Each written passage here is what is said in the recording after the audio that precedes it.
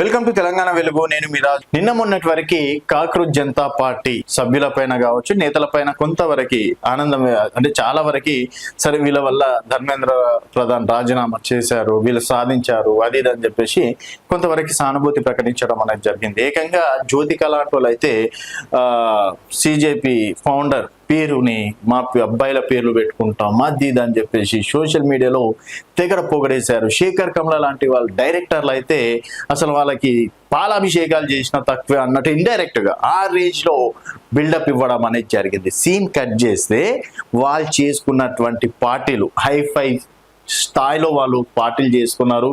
ఏదో ఉద్ధరించినామని చెప్పేసి ఒక రేంజ్ లో పార్టీలు చేసుకోవడంతో కాస్త డౌన్ కావడం. తర్వాత బూతులు ఎవరెవరైతే తిట్టారో ప్రధాని మోదీ గారిని కావచ్చు, దేశాన్ని కావచ్చు, రాముణ్ణి కావచ్చు, తర్వాత హిందూ మతాన్ని కావచ్చు, సనాతన ధర్మాన్ని కావచ్చు, ఎవరెవరైతే టార్గెట్ చేశారో వాళ్ళ భర్త పూజ మాత్రం చేస్తూనే ఉన్నారు.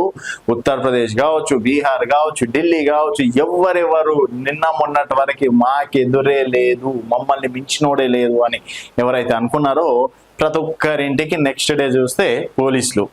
అసలు వీళ్ళు ఎవరు, ఏంది వీళ్ళ కథ, వీళ్ళు నిజంగా విద్యార్థుల, ఒక్కొక్కరి పేరు మీద దాదాపుగా ఒక 1000 మంది ఉంటే 1000 మంది ప్రొటెక్ట్ చేస్తే దాంట్లో 900 మంది పైన కేసులు ఉన్నాయి. కొందరు పైన అయితే ఏకంగా అటెంప్ట్ మర్డర్ కేసులు ఉన్నటువంటి పరిస్థితి.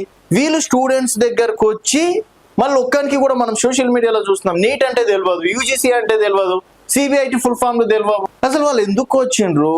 పోనీ మీరు మొత్తం వీడియోస్ చూడండి. ఓవరాల్ 24 రోజుల 25 రోజులు ఏదో చేశారు కదా, 25 రోజులలో ఒక్కడైనా సరే నీట్ గురించి మాట్లాడినలా? ఒక్కడు కూడా నీట్ గురించి మాట్లాడలేదు. వాళ్ళ ఎజెండా ఏంది?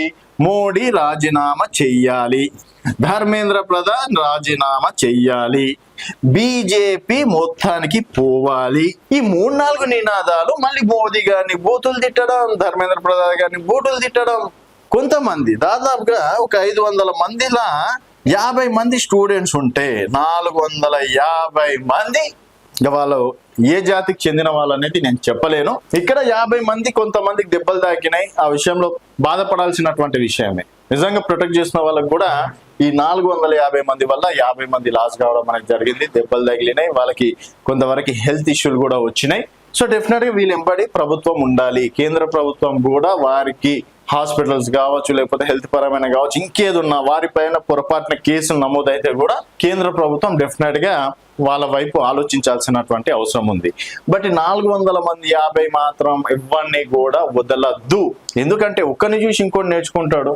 స్టూడెంట్ ముసుగులో మరి ఇన్ని ఆకృతాల, ఇన్ని దారుణాల, ఇన్ని బూతుల, అనరాని మాటలు. అమ్మాయిలు అయితే అసలు మనం మాట్లాడుకోలేం. కెమెరా ముందర ఇలాంటి మాటలు మాట్లాడచ్చో లేదో మనకు తెలియదు. కానీ అమ్మాయిలు మరి అంత ఘోరంగా బూతులు తిట్టడం. సో వారి ఎజెండా ఏంటంటే పొలిటికల్ సైడ్ మొత్తాన్ని ఏరిపరేయాలి, మొత్తానికి హేటింగ్ వచ్చేయాలి వీళ్ళ పైన. అసలు వీళ్ళు ఉండద్దు. ఇంకొకరు అయితే సంపుతాం నరుకుతాం అని చెప్పేసి నినాదాలు చేసినటువంటి పరిస్థితి. దేశం ముక్కలు ముక్కలు కావాలని చెప్పేసి చేసినటువంటి పరిస్థితి. నేపాల్ లాంటి పరిస్థితి దేశానికి రావాలని చెప్పేసి చెప్పినటువంటి పరిస్థితి. ఈరోజు ఒకవేళ ధర్మేంద్ర ప్రధాన్ గారిని రాజీనామా చేయకపోతే ఇంకేం చేసేటోళ్ళు? టార్గెట్ ఆగస్టు 15 తర్వాత వచ్చినాయి. మరి అవి ఎంతవరకు నిజమో తెలియదు, కానీ ఈ విధంగా చేద్దాం అది ఇది అని చెప్పేసి మళ్ళీ కోర్టు ఏం చెప్పిందంటే వాళ్ళ జోలికి వెళ్ళొద్దు, ఎవరిని అరెస్ట్ చేయొద్దు, ఒకవేళ అరెస్ట్ చేసినా కూడా వదిలేయండి. నిన్న కాక్రోచ్ జనతా పార్టీ వాళ్ళు ఏమంటారు? అన్యాయంగా మా వాళ్ళని అరెస్ట్ చేస్తున్నారు, వాళ్ళని వదిలేయండి, వదిలేకపోతే మళ్ళీ మేము ధర్నా కూర్చుంటామని చెప్పేసి. సో మొన్నటి వరకు కాక్రోచ్ జనతా పార్టీని సపోర్ట్ చేసిన వాళ్ళు కూడా సరే ధర్మేంద్ర ప్రధాన్ గారు రాజీనామా చేశారు, ఓకే, ఆడ వరకు అయిపోయింది. ఎవడైతే బూతులు తిడుతున్నారో వాళ్ళని అరెస్ట్ చేస్తే మాత్రం ఎవడైతే ఇప్పుడైతే ఆ రేంజ్ లో ప్రొడక్ట్ అయితే ఉండదు అని చెప్పేసి కూడా చాలా మంది అంటున్నారు. మరి వాళ్ళ అంటే ఈ జస్ట్ ఎగ్జాంపుల్ 450 మందిని బూతులు తిట్టిన వాళ్ళని ఏం చేస్తే బాగుంటది అనేది మీ అభిప్రాయాల కింద కామెంట్ రూపంలో తెలియజేయండి. చూస్తూనే ఉండండి తెలంగాణ వెలుగు.